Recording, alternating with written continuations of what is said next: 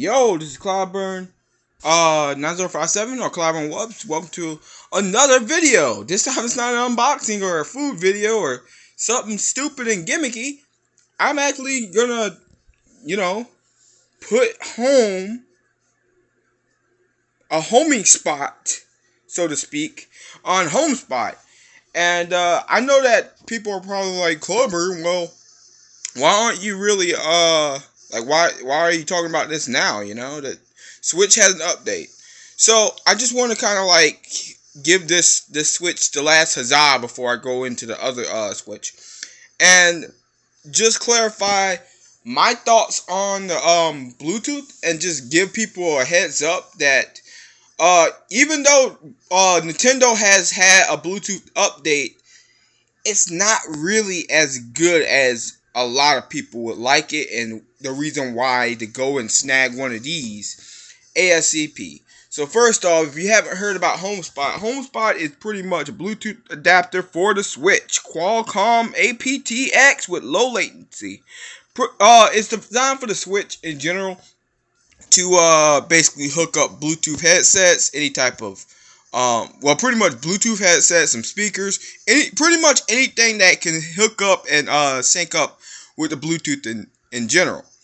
And I know that the box might look generic, but trust me, when you do get these are really good. I've been testing this out, and also I've kind of been on my own with some friends. I've been saying the contrast against doing the in-feature Bluetooth, the in-house Nintendo Bluetooth, and the Bluetooth adapter. Now, first and foremost, a lot of people will always say, well, why would I spend $40 for a Bluetooth adapter when I have Bluetooth on my Switch? And to that I say, basically, I'm not trying to bug on the Bluetooth for the Switch. Well, not as much.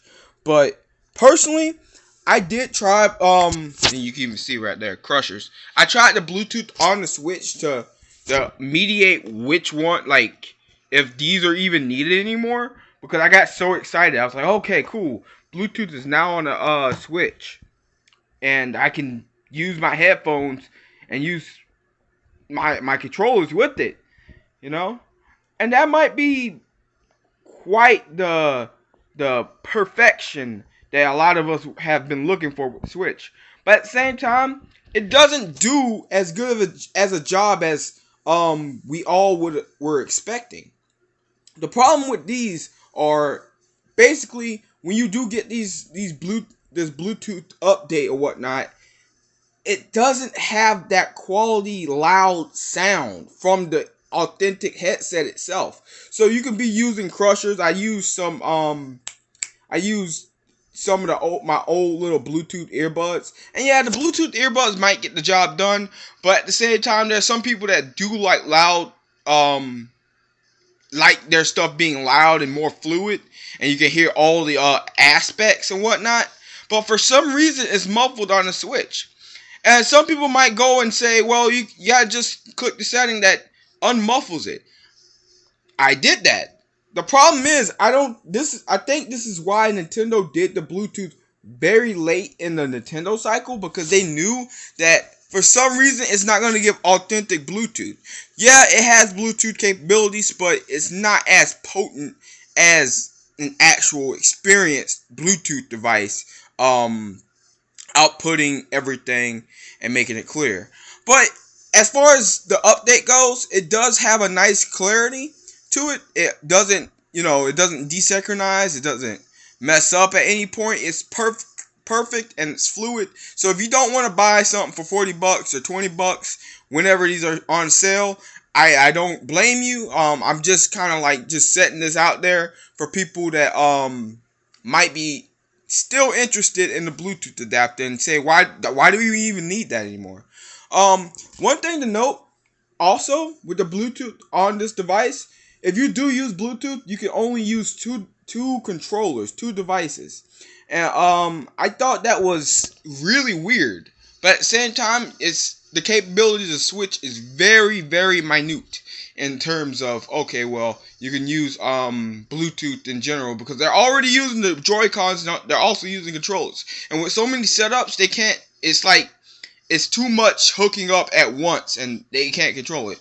And that's where I get to this. Basically, mind you, this is just me.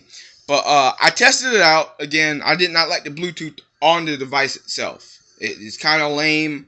You can only use 2 Joy-Cons or 2 controllers, and you cannot use anything else after that. But, and here's the big but, if you do get the Homespot, and I'm not trying to advertise anything, you can use about 8. You can use as many controllers as you want. You can use, as long as the game provides it, you can use that. Not only that, you can have 2 different setups. So you can have one speaker and another speaker, and have your own little gaming setup in a lounge or wherever you set up at, and you can just play it on the go, which I find that is really, really cool. So you got 2 people listening in on this Homespot. So already, that's a big old yes.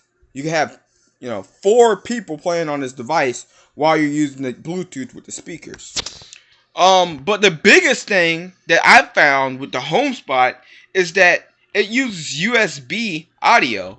I'm not, like, I know I'm kind of like not a tech nerd into audio and discrepancies with it, but for some odd reason, when I used a Homespot adapter with my Switch, it sounded much clearer. I can get the melodies and the trebles much better. Treble, bass, mids. I just, like, everything felt authentic, like I was plugging it into the actual device. And again, another way to defeat that is just plugging it into the device. But again, if it's Bluetooth and it's on there, people are going to want to use the Bluetooth wirelessly. So I just kind of wanted to go ahead and say this is a very, very good thing to get. Even if people are saying, probably are saying at this point, you really don't even need the adapters no more. There's no point for the adapters. One positive for having the adapters, though, I'll say this, is that, well, positive for not having the adapters